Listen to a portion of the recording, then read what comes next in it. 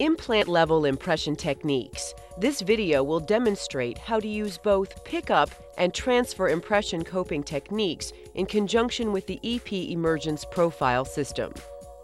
3i EP System. The unique 3i Emergence Profile System with 1- and 2-piece healing abutments benefit the healing and sculpting of soft tissue in preparation of the final abutment and crown. These EP healing abutments are used with all conventionally external hexed implants. 2-piece EP healing abutments engage the implant hex and are ideal for single-stage surgical protocols. The following is an example of how the EP healing abutment achieves natural results by maintaining the emergence angles of the natural tooth. Directions for use.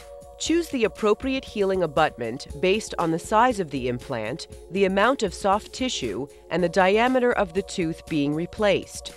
Place the abutment with a large hex driver. Tighten manually. Allow tissue to heal for the appropriate amount of time. Impression techniques explained.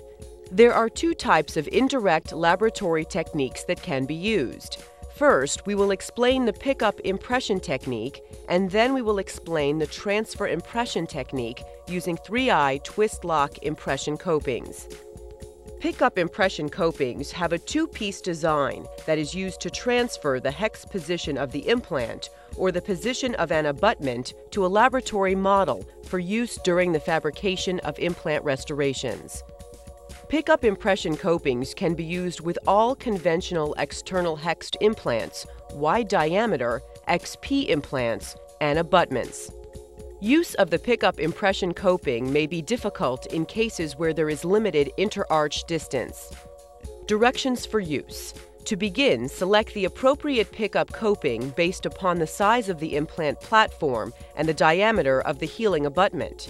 Place the impression coping on the implant and engage the hex. Tighten the screw with the large hex driver. Take a radiograph to verify proper seating.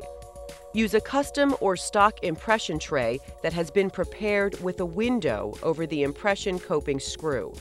Try in the tray to verify that the screw is visible through the window. If adjustments are needed, a large lab carbide burr can be used to modify the window. Syringe impression material around the coping using your choice of a heavy or medium body impression material. Load and seat the impression tray. Once the tray is seated, remove the excess material from window to expose the impression coping screw. After the material has set, use the large hex driver to loosen the screw for removal of the tray. The impression coping is locked into the impression and should not be adjusted in any way. After removal of the impression tray, replace the healing abutment on the implant or the healing cap on the abutment. Place the corresponding analog into the impression coping and tighten the screw with the large hex driver. Proceed with model pour-up and laboratory procedures. We will now review the transfer impression technique using the 3i twist-lock transfer impression coping.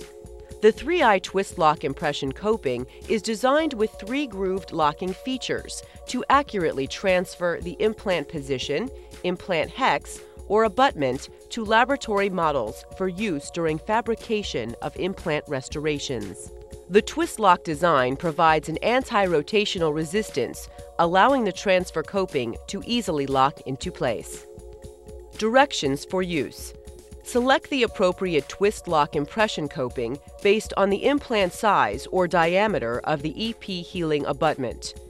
Place the impression coping using the impression coping driver, engaging the hex of the implant when appropriate. Tighten screws by friction only. A radiograph should be taken to ensure complete seating of the coping on the hex. Use a stock or custom impression tray with the impression material of your choice. Syringe the impression material around the twist-lock transfer coping, then fill the tray. Insert the impression tray into the mouth and allow the impression material to set per the manufacturer's instructions. Once the impression material has set, remove it with firm pressure. During the transfer impression technique, the impression coping will stay in the mouth, attached to the implant or abutment. Inspect the impression for accuracy and required detail of the twist lock 3-groove feature. Remove the twist lock impression coping from the implant using the impression coping driver. Replace the healing abutment on the implant or the healing cap on the abutment. Select the corresponding laboratory analog. Attach the impression coping to the analog.